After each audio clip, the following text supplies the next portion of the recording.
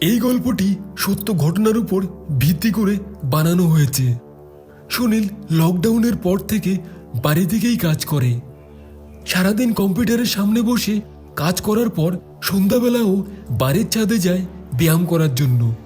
একদিন এরকম ব্যায়াম করতে করতে হঠাৎ তার মোবাইলে কল আসে। কলটি করে সুনীলের বন্ধু বিবেক।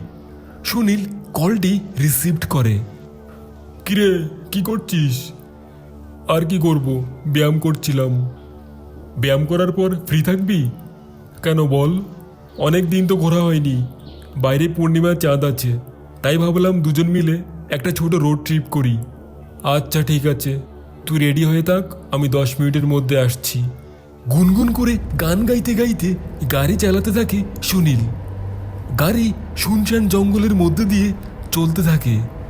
রাতে ভীতিকর অবস্থা মোকাবেলায় গান গাওয়ার চেয়ে উত্তম আর কিছুই হয় না। তাতেও সুনীলের মনের ভয় সম্পূর্ণ কাটে না।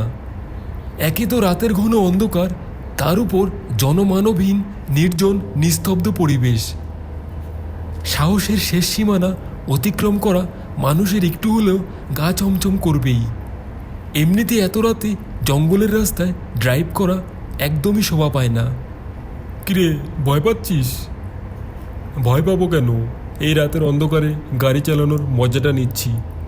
হঠাৎ সুনীল দেখতে পেল একটা বয়স্ক লোক হাত উঁচু করে শূন্যে ভাসাতে লাগলো। তারপর ব্রেক কষল সুনীল। গাড়ির বাম পাশের জানালা খুলে দিল। আমি বড় বিপদে পড়েছি, গাড়ির জন্য যেতে পারছি না, একটু সাহায্য করবেন? এটাই আশা করেছিল সুনীল। আচ্ছা আসুন। লোকটি গাড়িতে উঠে বসতেই সুনীল জিজ্ঞাসা করল, কোথায় যাবেন আপনি? শান্তিপুর। ভালোই হলো, আমরাও ওখানে যাচ্ছি। এই বলে সুনীল গাড়ি স্টার্ট দিল। রাতের নিস্তব্ধ আধার ভেদ করে এগিয়ে চলল সুনীলের গাড়ি। এর মধ্যে বিবেক লোকটিকে কিছু প্রশ্ন করতে থাকে, কিন্তু লোকটি সেই রকম কিছু উত্তর দিচ্ছিল না। যতটুকু জানতে চাওয়া হয় ঠিক ততটুকু, এর বাইরে একটা শব্দও সে বেশি বলছিল না। যাই হোক, লোকটির নাম জানা গেল অক্ষয় মণ্ডল। সুনীল বলার মতো কিছু খুঁজে পাচ্ছিল না, তাই ও নিজের মতো ড্রাইভ করছে। পেছনে লোকটি কি করছে তার খেয়াল করেনি। গাড়ির ফ্রন্ট গ্লাসটাও নেই। লোকটি কি করছে তা দেখারও কোনো উপায় নেই। পেছনে একজন থাকা সত্ত্বেও নীরব গা ছমছমে পরিবেশ, বাক্যহীন যাত্রা মোটেই পছন্দ হচ্ছিল না সুনীলের। কথা বলার জন্য পেছনে ঘুরতেই চমকে উঠল সে। গাড়ির পিছনে যে বসে আছে সে কে? বিভৎস সে মুখের চেহারা, ক্ষত বিক্ষত রক্তাক্ত মুখ নিয়ে হাসছে সে। বরফের মতো জমে গেল সুনীলের শরীর। লোকটির লম্বা দুটি হাত দিয়ে সুনীল আর বিবেকের গলা ধরে টানতে থাকে।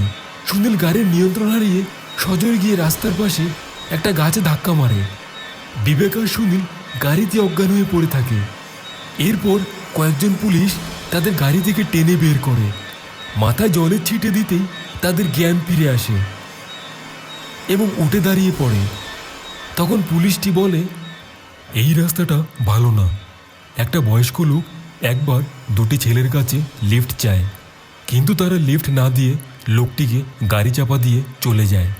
সেই থেকে লোকটির আত্মা যুবক ছেলে দেখলে লিফট চেয়ে তাদের গলা চেপে মেরে ফেলে। আজকে আমরা তাড়াতাড়ি আসাতে তোমরা বেঁচে গেছো।